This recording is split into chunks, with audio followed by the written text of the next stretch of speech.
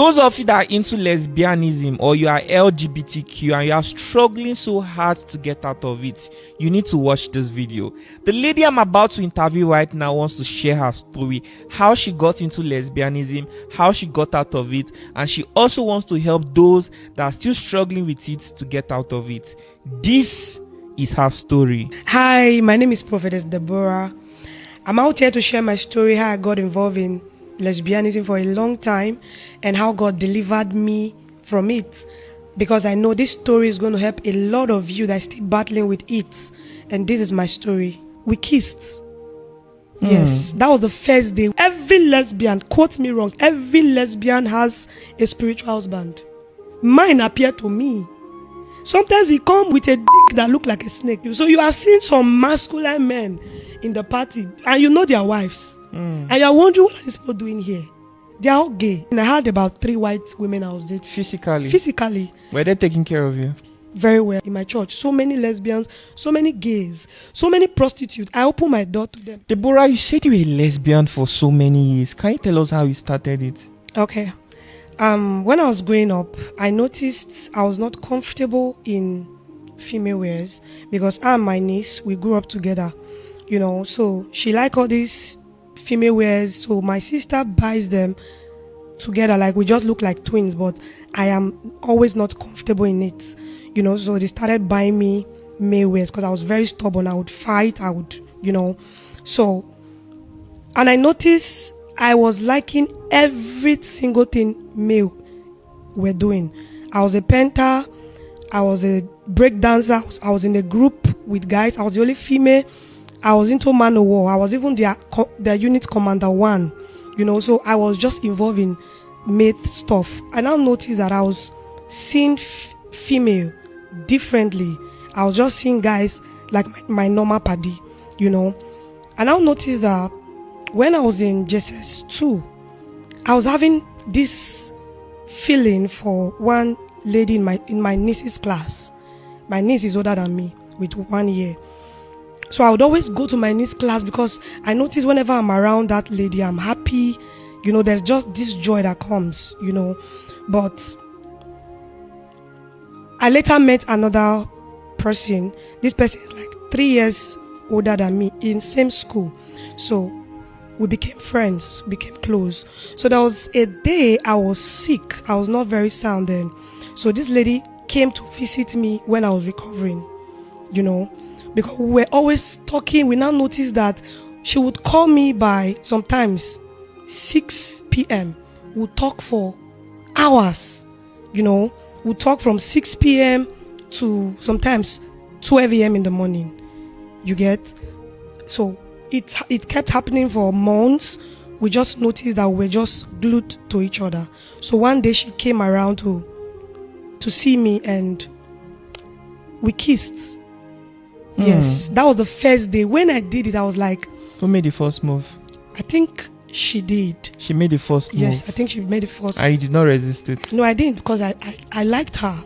I knew that I just wanted it, So I was, after the whole thing, we were asking ourselves what just happened, because that was the first time for me and for her.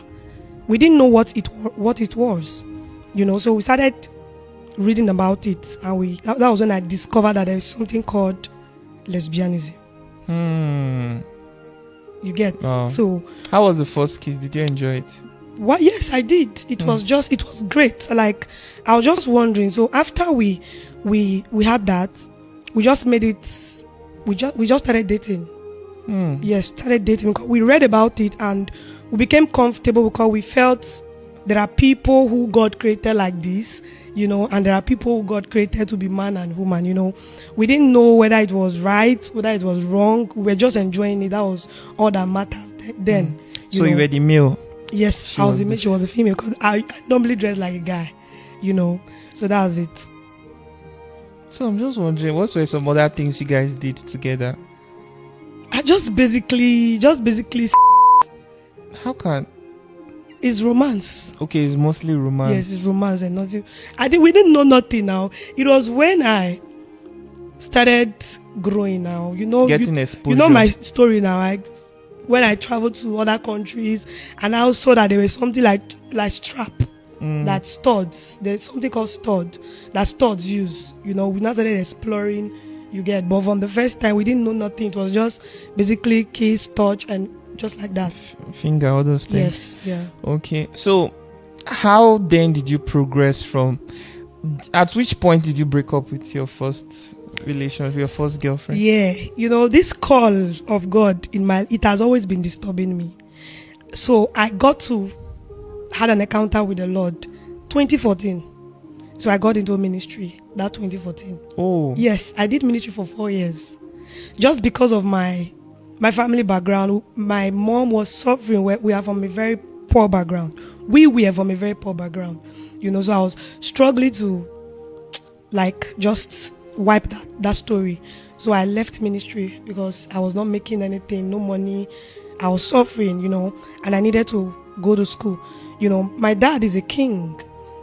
He got crowned in 2013, but he met with another woman and left my mom. So we just came back to square zero again. So that was when I left ministry and I traveled again. When I traveled, that was the story you shared 2022. Started doing Yahoo. Yeah, I shared her story in 2022. Yes. How she was into fraud. Yeah. And today she's now a pastor. Yeah. I think we should share the story again. Okay. After this interview about lesbianism, we'll do a different one. Okay. So can you continue? Okay. How did that relationship break up? Who broke up? I did. Who cried after the breakup? I broke up with her, but at the time she started liking a guy. She started liking the guy. So I was now wondering, I said, you got me into this and now you are liking the guy. Because me, I tried liking a guy, it was not working. There was a boy that was asking me out for 4 years. I suffered that boy. If he's watching this, I know you know yourself, sorry. I don't want to mention his name. The boy started my school because of me. He started my church because of me. Wow. The boy was consistent, But after that girl left, I was like, okay, let me try. This is the normal thing to do. Let me try to date this guy. I started dating the boy. I suffered that boy. Because I was not comfortable around him. I didn't love him. I just dated him out of pity. Because I felt he tried. As a guy, you are consistent. You are asking the girl out. She's not even giving. You are still there doing everything. Me and that guy, we dated for 3 years. But we didn't do anything. The only thing we did was just kiss. I was not comfortable for him to touch me or nothing. But he was just there. He just told me, I just love you. I just want to be here. He knew about me and that lady, but he didn't see anything. He didn't mention it to me. That was how much he loved me. So when she started liking the guy, she still didn't want to leave. But me, I'm this person that even till now, in my relation, I'm a very jealous person. I don't know how to share, So I'm like, if it's him, let it be him. You can't have me and him, So I broke up, and I told her. Did you cry? Yes, because that was my first heartbreak as a child. I think I was just 13 or 14 then. I cried. I think I was even, at the time, I was hospitalized. Because of this heartbreak? Yes. I went through a lot because of this, so. What's the most beautiful thing about being a lesbian? There's nothing beautiful about it. As at then, what was beautiful? Just the feeling. Just the feeling. Because I'm just trying to picture what kept you going. Yes, just the feeling. At some point, didn't you feel guilty? Like what you were doing was wrong or something? Yes, when I knew that this wasn't the way of life. Because at first I told you I felt it's normal. Because I was wondering, I didn't practice it. I just found myself doing this. So I felt that was how God created me. You understand? So I didn't know there was something behind it, which I'm going to say in the middle of this video, So that was it. I just love the fact that I love the way I feel around her. She make me happy. That was just a beautiful thing about it. Okay, so after I broke up with her, you went on to still date other females too? After I broke up with her, I did ministry for 4 years. I didn't date anybody. I didn't date female. I still broke up with that guy because of ministry. I just wanted to be with God. And I did that ministry for 4 years. And I told you why I stopped ministry. Yeah, tell them. Some of them are watching for the first the time. reason why I stopped ministry then when I left the girl, I left the boy.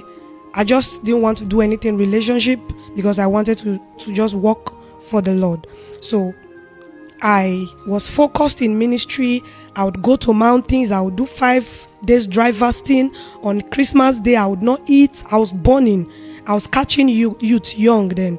But I had to leave because of peer pressure and family. My mom was literally suffering in my face because I was hawking then. I was hawking fufu. As a child, my mom was working. So my mom stayed in a house that there was no lights for more than 7 years. Chai. In a one room, So seeing that, and we were treated differently in my society. I grew up with low self-esteem. Not just me and my family. And my dad was a drunk then. He would come home, he would beat me, beat my mom, beat my brothers, Nothing was just going well, So I had to leave. My 2 brothers left home at a very young age, They started living a bad life just to make sure they put food on the table. One of them died 3 years ago because of heart problem, because of drug and all, And one of them, as I speak to you now, is not too mentally stable because of drugs. So what my dad did caused a lot of damages to the family. So I needed to go out to change this story. So I left ministry. I went out there. I started hustling. That was when I went to Senegal. I hustled. Though when I was in Senegal, I was not having a relationship, but I was having a girl I was dating in Nigeria before I left. So all the years I spent in Senegal, Togo, Ghana, I didn't do anything with any, because there's no time. We're in HK. That place is like a prison yard. You never bring $100. Call me chairman. What do you want to go do for outside? Mm-hmm. So we can't go outside. We were just stuck there, For years I was just there. And I noticed I was only the female in all these HKs. I was bullied, the chairman would try to sleep with me, I went through a lot. I had to leave because I was doing drugs and I was now very lean, I was depressed. That was when I had my tattoo. This is my mom. That was when I had my first tattoo.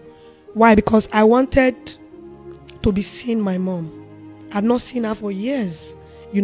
So this tattoo gave me life. Anytime I go to the mirror and see my mom, it just gives me the strength to keep going, So that was it. When I noticed I could not go on because of everything I was going through, my $150,000 was stolen. They duped me. It was a friend of mine, sir, that were in Uromi together. The guy told me, I chatted the guy where I left the HK I was in Togo because we were not eating well. It was about 20 boys. I was the only girl there. Before we can get oil to eat in that HK, we will fight, break bottle. Sometimes I will get injured. My blood will be flowing before we can eat. So I could not do that anymore. I had to look for a way to jump the fence. Because if you are living an HK, you have to drop your laptop and your phone. So I still wanted to hustle. I don't have money to buy. So I had to jump a fence of like 3-story building into a forest. It was when I landed into that forest, I knew that